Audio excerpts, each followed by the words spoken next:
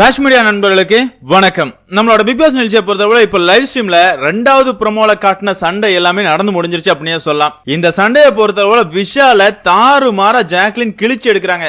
என்னடா அன்ஷிதானா உனக்கு வாயே திறக்க மாட்டியா, அதே நேரத்துல எங்க கிட்ட ஏறிட்டு வர்ற, அன்ஷிதா மட்டும் குழஞ்சிக்கிட்டு இருக்கா அப்படிங்கிற மாதிரி விஷாலோட முகத்திரையை கிழிக்கிறாங்க.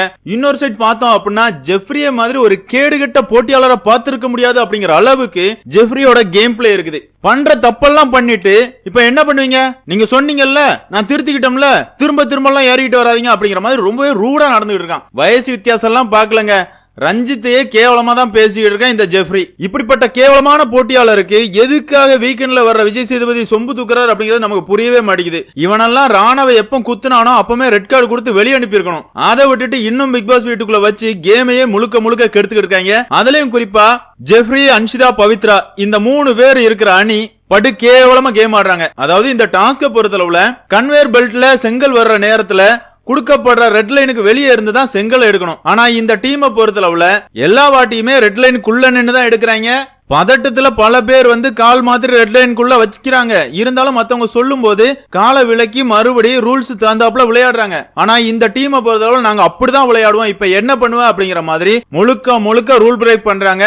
அதே மாதிரியே பிக் பாஸ் பொறுத்தளவுல கல்லுக்கு மேல ஏறி உட்கார்ந்து போங்காட்டம்லாம் ஆடாதீங்க, கோட்டையா கெட்டி வச்சு அதை பாதுகாக்கிறது உங்களோட வேலை அப்படிங்கிற மாதிரி ரூல்ஸ் எல்லாம் மாத்தி கொடுக்கறாரு. அதுக்கு காரணமும் இந்த டீம் தான். அதாவது இவங்களோட கல் எல்லாத்தையும் சேர்த்து வச்சுக்கிட்டு அன்ஷிதாவா இருக்கட்டும் பவித்ராவா இருக்கட்டும் 2 சைடும் உட்கார்ந்துக்கிறாங்க. ஆண் போட்டியாளர்கள் யாராவது கல் எடுக்க வந்தா விமன் கார்டு பாயும் அப்படிங்கிற அளவுக்கு தான் இவங்களோட கேம் பிளே இருந்துச்சு. இதை உடைக்கணும் அப்படிங்கறதுக்காக தான் பிக் பாஸ் இப்படி ஒரு ரூல்ஸை கொடுக்கறாரு. அதுக்கப்புறமா பார்த்தாலும் இந்த டீமை பொறுத்தளவுல கோட்டையா கட்டி வச்சு அதுக்குள்ள கல்ல பதுக்கி வைக்கிறாங்க. இத பார்த்து ரயான் எதுக்குப்பா இப்படி கேம் விளையாடுறீங்க, இதெல்லாம் கேவலமா இல்லையா அப்படின்னு கேக்குறாரு. அந்த இடத்துல ஜெஃப்ரி ஒவ்வொரு கல்லா எடுக்கிறாரு. ஒரு கல்லு தான் வச்சேன்னு சொல்றாரு, ஆனா உள்ள இருந்து 4 கல்ல வெளியே எடுக்கிறாரு. இத பார்த்த உடனே எல்லாரும் செம காண்டாயிடுறாங்க. எதுக்காகனா இந்த ரூல்ஸை பிக் பாஸ் கொடுக்கும் போது முதல்ல ரூல் புக்க பாக்குறதே ஜெஃப்ரி தான். அவன் தானே ஸ்டோர் ரூம் இன்சார்ஜா இருக்கிறான், அவன் தான் பாக்குறான். அப்படி இருக்கும்போது நீ தான் முதல்ல பார்த்த ரூல்ஸ் எல்லாமே தெரியும், தெரிஞ்சதுக்கு அப்புறமாவும் எதுக்காக இப்படி கேவலமா கேம் ஆடிட்டு இருக்க அப்படின்னு கேக்குறாங்க. இவனை பொறுத்தளவுல அவன் பண்ண தப்ப ஒத்துக்க மாட்டுக்கான். நீங்க சொன்ன உடனே நான் எடுத்துட்டோம்ல அப்படிங்கிற மாதிரி எல்லார்கிட்டையும் ஏறிட்டு போறான், சண்டை போடுறான். இந்த இடத்துலயும் கேப்டனா இருக்கிற விஷால் ஜெஃப்ரிய எந்த இடத்துலயுமே கண்டிக்கல. அது எப்படிங்க கண்டிப்பான்?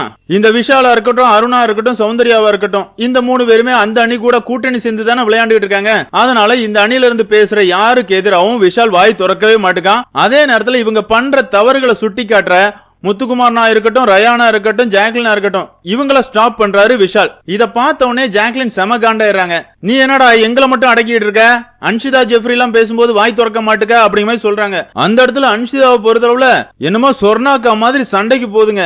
எப்பா அன்ஷிதா மாதிரி ஒரு ஆளை பார்த்திருக்கவே முடியாது. நான் அன்பானவ, எல்லாருக்கிட்டையும் அன்பா பேசுவேன் பழகுவேன்னு சொல்றதெல்லாம் போலியான வேஷம். உண்மையான அன்ஷிதா யாரு அப்படிங்கிறது இன்னைக்கான லைவ் ஸ்ட்ரீம்ல தெரிஞ்சு அந்த அளவு ரூடா ஜாக்லின்ட்ட கத்துறாங்க. கத்துறது மட்டும் இல்ல, இங்க எல்லாருமே ரூல்ஸ் பிரேக் பண்றதான் செய்யறாங்க, நாங்க மட்டும் தான் பண்றோமா அப்படிங்கிற மாதிரி இந்த பிரச்சனையை பெருசுபடுத்துறாங்க. அந்த இடத்துல ஜாக்லின் ஒரே ஒரு கேள்விதான் கேக்குறாங்க, என்னமா பண்ற தப்பெல்லாம் பண்ணிட்டு இவ்வளவு திமிரா வேற பேசுறியா அப்படிமே சொல்றாங்க.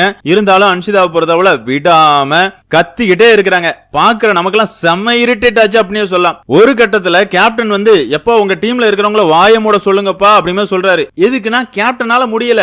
முத்துக்குமரனா இருக்கட்டும், ஜாக்லினா இருக்கட்டும், ரயானா இருக்கட்டும், விஷால போட்டு பொழக்கிறாங்க. இப்படி சொன்ன உடனே ஜெஃப்ரியா இருக்கட்டும், பவித்ராவா இருக்கட்டும், அன்ஷிதா கொஞ்சம் ஸ்டாப் பண்ணு அப்படின்னு சொல்றாங்க.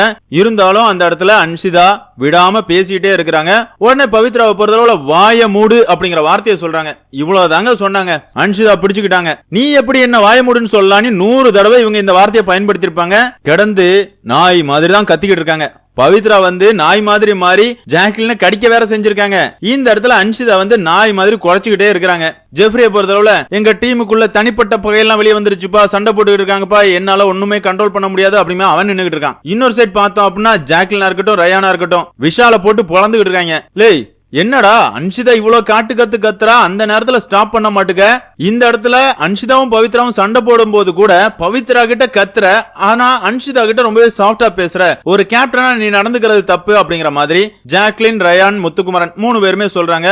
அந்த இடத்துலயும் விஷால் வந்து ஒத்துக்கவே மாட்டான். இல்ல அவங்க பிரச்சனை பண்ணிட்டு இருக்கும்போது இங்கேயும் பிரச்சனை நடக்குது, நான் யாரை தான் பார்க்க முடியும், கேப்டனா நான் எல்லாத்தையும் கவனிச்சுக்கிட்டு தான் இருக்கேன் அப்படிங்கிற மாதிரி ஒரு உருட்டிட்டு இருக்கான். ஜாக்லின் இந்த இடத்துல மிக தெளிவா சொல்றாங்க, நீ தெரிஞ்சு பண்றியோ தெரியாம பண்றியோ தெரியாது, ஆனா அன்ஷிதா என்ன தப்பு பண்ணாலும் உன்னோட வாய்ஸ் ரொம்பவே சாஃப்டா தான் கேக்குது, உன்னோட கருத்துக்களை ஸ்ட்ராங்கா வைக்க மாட்டீங்க அப்படிங்கிற மாதிரி சொல்றாரு. விஷால பொறுத்தளவுல என்னமோ நியாயமா பேசுற மாதிரி உருட்டிக்கிட்டு இருக்கான். உண்மையாவே இந்த விஷால பொறுத்தளவுல தர்ஷிகா போயிட்டா அன்ஷிதா அப்படிங்கிற மாதிரி தான் இருப்பான் அப்படிங்கிற மாதிரி சொல்லியிருந்தோம். அதே தான் அவன் பண்ணிக்கிட்டு இருக்கான். இன்னைக்கான டாஸ்க் தொடங்குறதுக்கு முன்னாடியே அன்ஷிதா கிட்ட டீல்லாம் போட்டான். அன்ஷிதா இன்னைக்கு உங்க டீமுக்கு தான் நான் சப்போர்ட் பண்ணுவேன், நாங்க தோத்துட்டோம் அப்படின்னா உங்க டீமை ஜெயிக்க வைப்போம் அப்படிங்கிற மாதிரி இந்த விஷாலா இருக்கட்டும், அருணா இருக்கட்டும், சௌந்தர்யாவா இருக்கட்டும், 3 பேருமே டீல்லாம் பேசி தான் கேமே ஸ்டார்ட் பண்றானுங்க. அந்த வகையில கேப்டனா இருக்கிறதுக்கு விஷாலுக்கு எந்த ஒரு தகுதியுமே இல்ல அப்படிங்கறது தான் என்னோட கருத்து. என்னதான் இருந்தாலும் இந்த சண்டையை பொறுத்தளவுல அன்ஷிதா பட்டு கேவலமா நடந்துகிட்டாங்க. அன்ஷிதாவுக்கு விஷால் சொம்பு தூக்கிட்டு இருக்காரு. ஜாக்லினா இருக்கட்டும், முத்துக்குமாரனா இருக்கட்டும், ரயானா இருக்கட்டும், 3 பேருமே தெரிக்க விட்டாங்க அப்படின்னு சொல்லலாம். பிக் பாஸ் ரசிகர்களான உங்களை பொறுத்தளவுல இந்த சண்டையை பத்தி நீங்க என்ன நினைக்கிறீங்க? அதே மாதிரி அன்ஷிதா, ஜெஃப்ரி, பவித்ரா இந்த டீமோட கேவலமான ஆட்டத்தை பத்தி நீங்க என்னங்க நினைக்கிறீங்க? எல்லா ரூல்ஸையும் நாங்க பிரேக் பண்ணி தான் கேம் ஆடுவோம், நாங்க தான் தப்பு பண்ணுவோம், ஆனா நீங்க யாராவது தப்புன்னு சொல்லிட்டீங்கன்னா நாங்க பண்ண தப்பை ஏத்துக்க மாட்டோம், நீங்க சொல்லிட்டீங்களா நாங்க மாத்திக்கிறோம் மட்டும் தான் சொல்லுவோம் அப்படிங்கிற ஒரு கேவலமான கேம் ஆடி இருக்காங்க. இவங்களை பத்தின உங்களோட கருத்துக்களையும் மறக்காம கமெண்ட்ல மென்ஷன் பண்ணுங்க. இந்த வீடியோ உங்களுக்கு பிடிச்சிருந்தா லைக் பண்ணுங்க, ஷேர் பண்ணுங்க, மறக்காம சேனலை சப்ஸ்கிரைப் பண்ணுங்க. Thank you friends.